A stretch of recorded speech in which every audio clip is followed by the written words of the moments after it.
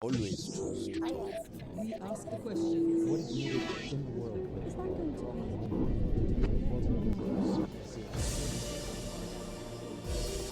be? Mustafa Akinci, thank you for talking to Al Jazeera.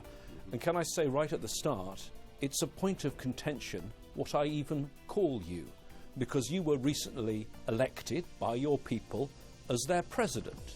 Yet it's president of a state that none of the rest of the world, apart from Turkey, recognises. So I can't, in many ways, call you Mr. President during this interview. Does it frustrate you as you try and ease these tensions and divisions on the island of Cyprus that the world doesn't recognise your country and your office? Well, of course, it is a frustration, and we very much wish to take our right place within the international community. This is because of the political situation in Cyprus. And many years back, when I was mayor, I was elected again by my people, by the inhabitants of Nicosia, for instance, whereas my counterpart was not elected at that time. He was an appointed mayor, and yet he was regarded as the legitimate mayor of the town, and I was regarded as non-mayor, although I was elected by my people. So, of course, this was not something desirable. And I hope the days will come where the decision of my people will be well respected by the international community. In 1964, UN peacekeepers were sent to Cyprus. Exactly. They're still there. Exactly. It's a frozen conflict. And all of that time, mistrust has grown. Why do you think now there is an opportunity? With my election now, there is a growing hope. I want to say that this hope is not baseless. And we have had a good beginning with my counterpart, Mr. Anastasiadis, a few weeks ago. I want to underline this fact that we started in good mood. We had a good beginning, but what is important, of course, is not to have only a good beginning. We have to continue in the same mood, and we have to finalize it in this manner. Well, I'd like to ask you in a moment about your relationship with him and some of the sticking points, but let me ask you about your assessment now, though, of where public opinion stands, because I assume eventually, if you come up with another deal, it has to go to referendums again on both sides. Exactly. First, on your side, on the Turkish side, do you have the people backing you? Yes, you got 60% of the vote in your election on the second round. Yes. But in the first round, you weren't the most popular candidate. Where is Turkish Cypriot opinion right now? I was not the most popular, but the difference between the first and the second, which I was the second, was only 1.2%. And the leader existing at the time, Mr. Erol, received about 28%, whereas I received 26.8, something like that. But the majority in the second round decided that I should be their president. It was 60%, as you said. Most of these people, of course, by elected me, have once again shown their willingness and determination for a comprehensive settlement. I believe in that, but I cannot categorize all of these votes in the same manner. In other words, there were votes from other points of view as well that decided that I should be their leader. It was not only meant to be for a comprehensive settlement, to be fair, but I believe that most of it was certainly for that. What do I mean by saying this? Let me explain. I ran my campaign on 4 dimensions, as I put it. It was 4-dimensional policy that I explained to my people. One, of course, definitely was that I would seek an agreement with the Greek Cypriots for a bicommunal, bizonal federation. Secondly, I wanted a more equitable relationship between Turkey and the Turkish Cypriots. Thirdly, I said that I was not going to stay indifferent to the domestic issues. And fourthly, I promised them that I was going to be an independent and impartial president. Because we had certain negative examples before that instead of dealing with the real issues of the internal political situation, the president was more inclined to try to deal with the internal political system to decide who is going to be the next leader of the party, who is going to be the next mayor in a specific town.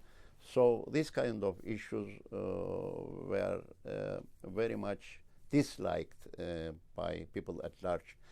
So I promised them that I was going to be an independent and real impartial president.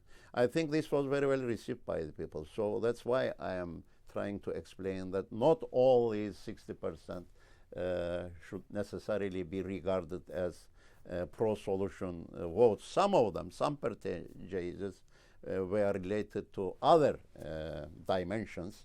But yet, I am convinced that the vast majority of the votes was meant to be for someone who will be seeking a mutually acceptable agreement. Of course, there is a second electorate to be convinced as well. What's your assessment of Greek Cypriot opinion right now? I hope and wish that the mood that existed 10 years ago has gone through a dramatical change. This is only a hope, and it's only a wish. I wish that this becomes a reality. We have certain polls saying that there is a kind of a shift within the Greek Cypriot community after my elections. And I am very happy to hear this, of course, but how real this is, I need more time to see. But you've already had talks, and you had that much photographed walk along Ledra Street with your Greek Cypriot counterpart. How important was that? Was that just symbolism? I think it was more than symbolism, because the people very much liked the leaders among them. This never happened before. They always saw their leaders opposite to each other. They never saw their leaders next to each other and among them. This was the first. I believe it was a good message to the people, and it was very well received by the people. And I think we have to continue this, and we will continue this. And already you've come up with some confidence-building measures on both sides. Just explain those for us.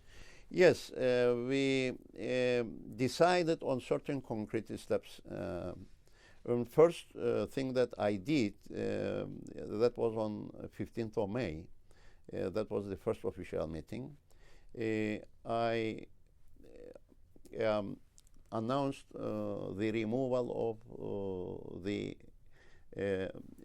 filling in visa forms in order to be able to cross.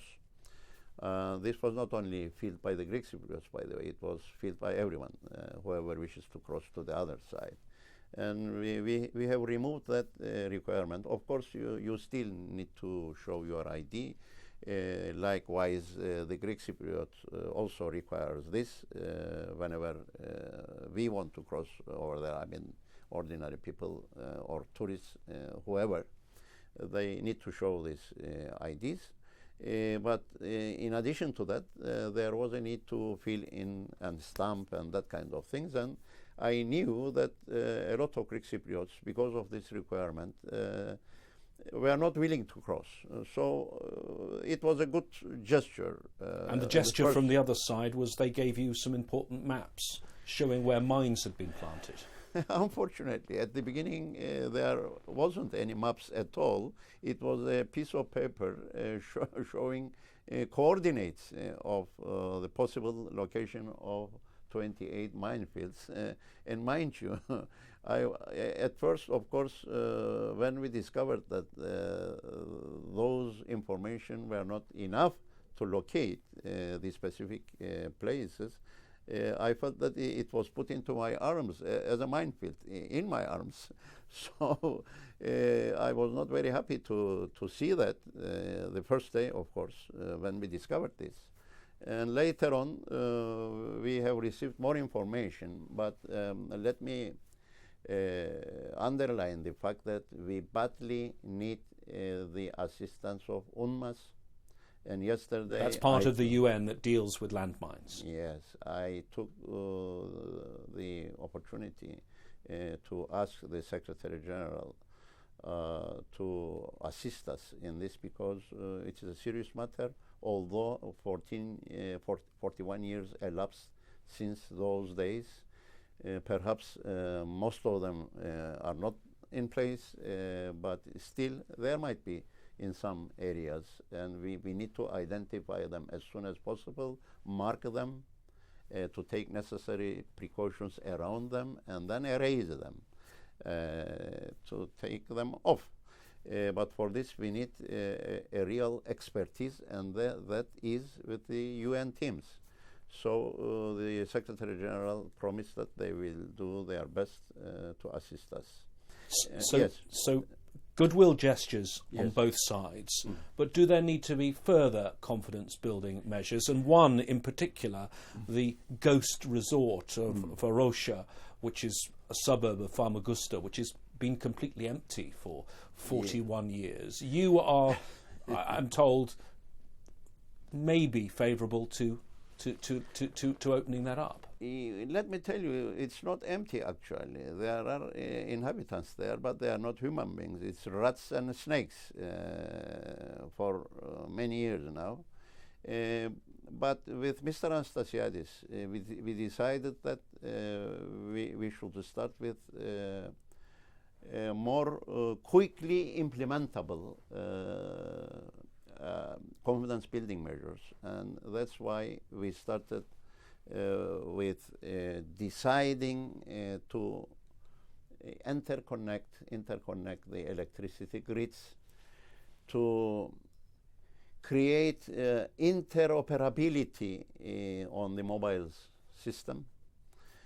Can you consider a situation where you go anywhere on Earth and you can communicate with your own house, and yet when you cross to the other half of Cyprus, you lose all your communication with your house? This is a real abnormal situation, and we want to normalize this. So we decided that the political decision is there. We are determined. We want it. So we leave it to the technicians to try to find ways and means to overcome the remaining difficulties, so that we can communicate anywhere on the island. Thirdly, we decided that we will open more crossing points.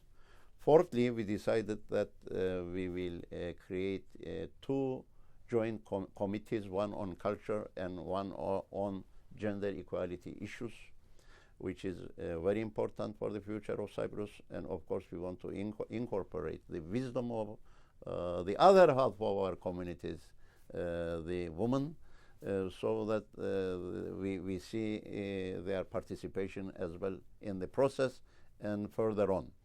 And one more important thing that we achieved was, again for the first time, that the two leaders came together to make a joint plea to the people those people who owns certain information regarding the missing persons that they have not disclosed yet, we gave them the guarantee that we will keep it confidential. We are not going to disclose their names, so that we encourage them to bring whatever information they have to the Missing Persons Committee. We have still more than 1,000 people missing, and whatever remains is there. It's an obligation for us to find it as soon as possible and give it to their loved ones, because this is a real humanitarian issue. Whether they are Greek or Turkish Cypriot or Turk, it doesn't make any difference. It's a humanitarian issue, and of course it's a pity that the leaders so far they couldn't do it, I mean, in the past. So I felt it as a responsibility to make this plea together with Mr. Anastasiadis. So that was another important decision that we made. And regarding radio frequencies, there is interference all the time.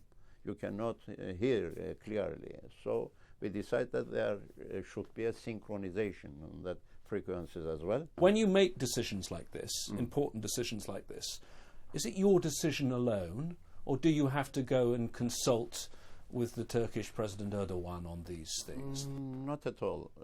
Well, there will be cases where we will need Turkish positive involvement. Likewise, Greece, that I look forward their cooperation as well. But on these issues, of course, I am not on a daily basis contact with Erdogan or with any other personality. How would you describe? How would you describe your relationship, the relationship with Turkey? On 6th of May, I was invited by the president. I visited on his invitation, and what I heard from him and from the Prime Minister and from the Foreign Minister was all in the positive sense regarding the negotiation process and regarding a solution on the basis of 11th of February 2014 framework agreement, which was concluded between Mr. Erol and Mr. Anastasiadis. And they say that they will be giving all their support throughout this negotiation process. But let me tell you one thing which is very important from my point of view. Of course, we will have a close relationship, and we will have cooperation, and we will have a dialogue with Turkey. Turkey is an important country, not only for the Turkish Cypriots, but also regarding the stability in Eastern Mediterranean region. Turkey will play an important role in the solution process, also because her role as a guarantor country. It's not only a guarantor, it's also, the Greek Cypriots would say, part of the problem, because there are still 35,000 Turkish troops on the island. We are trying to solve the Cyprus problem, and once we will be achieving that, what you said will not be continue as a problem anymore. So the idea, the focus should be on how do we get there. Without a solution, we will not be able to remove any military from the island. So that will be the outcome. Once we sort out the difficulties, we achieve a mutually acceptable solution, then there will be no need for armies as such on Cypriot soil. But we were talking about Varosha. I want to say that, or let me continue regarding the relationship with Turkey. That well, you I've got quite a few other points I'd like to cover, if you don't mind, Yes, in a relatively short programme. you don't want me to continue on that? Well, tell me a little bit more about Varusha first. How likely is it that you can actually open up that area again? First, the relationship. I want to finish by saying that my responsibility lies with my people. I am responsible to the people that elected me as their president. Of course, we will have this good relations with everybody, including Turkey. Turkey will be an important partner for the Turkish Cypriots. They are like this. And of course, we want to keep this close contact, but we will always remember that there is a separate community there. They have that Turkish Cypriot identity, and they want to keep that identity. And my responsibilities is first to my own people. This is important to underline. Coming to Varosha, we decided to start with the smaller things. But there will be a time, if things develop in the way that it started, that we continue in the right direction, there will be a time where we will be tackling that issue as well. I very much would like to see that sometime when we approach to realization of our goal, then we will be there will be a time where we will form a technical expertise team to get into the area, to start assessing the buildings, because we need new planning there. That area can be turned into an area of cooperation between the two sides.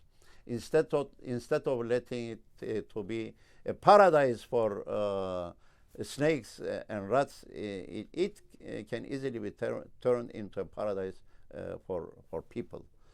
So that is my aim. Of course, besides that, I would very much like to see that we can have a direct trade through Famagusta port and also direct flights through Ercan Airport. This was a package when I was offering this, but we decided to keep it to a later stage. You very much and for a very long time have supported the idea of the federation. Yes. Do you accept that in a federation, the Turkish Cypriots will be the junior partner because you have far less of the population? We will be equal partners. In federations, you don't have seniors or juniors. The president of a new Cyprus is bound to be a Greek Cypriot, isn't it? Why? Why should it be like that? Because they're the bigger community. Yes, but in federations, you have political equality, and you can have a president on rotation. A Greek Cypriot president can stay longer than the Turkish Cypriot president, and that could be a fair deal. But you cannot deny this right from any citizen of a federation on the basis of nationality. You cannot say to a Turkish Cypriot that you can never become a president because you are a Turkish Cypriot. Maybe that very Turkish Cypriot can even get more votes from a Greek Cypriot person. So why should we deny this right from a person on that grounds? The way out is very simple. It can be rotational, and depending on the size of the community, a member of that community can serve longer than the other one. So I think this could be a fair deal on that specific issue. My final question. Recently, the British Foreign Secretary said he'd never seen the stars aligned as they are now for Cyprus. Clearly, he is optimistic. Clearly, there is a window of opportunity. How quickly do you think you now have to move, both sides, before this moment is lost? We are moving quickly. The speed seems to be enough. We decided to meet twice a month, if necessary, even more. The negotiators are getting together almost twice or 3 times a week. So the pace is okay. But the matter is we started achieving certain things, and on the main issue side, we also started identifying our convergences and disagreements. So for the time being, we are moving ahead in a positive manner. I am aware of the fact that any kind of an optimism can easily turn into disappointments. So we have to be careful. We have to be very careful on our priorities. We have to be careful for every single word that we are using. And we have to keep this positive mood all around the island. Let me say this. Not only the stars that aligned themselves, and by the way, I don't know if they have aligned them, but the actors, the protagonists of this game should align themselves. You know, the line dance, you know, we call it halay in Turkish, and in Greek I think they call it sirtaki. For many years, when they wanted to refer the Cyprus question and how difficult it was, or when one side wanted to blame the other, they always refer to tango. You know, they say in order to solve the Cyprus problem, since there are 2 partners, you need to have a tango. 2 to tango. 2 to tango. So I say that we need more than 2. Of course, the main actors being 2, that will continue to be like that. But we need more people around us. We want to have the grassroots civil society, women's organizations, youth organizations, political parties, trade unions, as well as guarantor countries, as well as UN, EU, all the other actors. We need to come hand in hand this time. One more final word. For many years, we were talking always like 2 enemies. One side was the enemy of the other side. I want to change this, and I said, listen, don't regard the other side as your enemy. Just try to see in him or in her your future partner. If we make this paradigm shift, I think it can be a matter of months in order to reach to the final goal, and not years. But of course, to be optimism is good, but to keep the optimism until the very end is even more important, and this is what we need to achieve. Mustafa Akinci, thank you very much for talking to Al Jazeera. Thank you.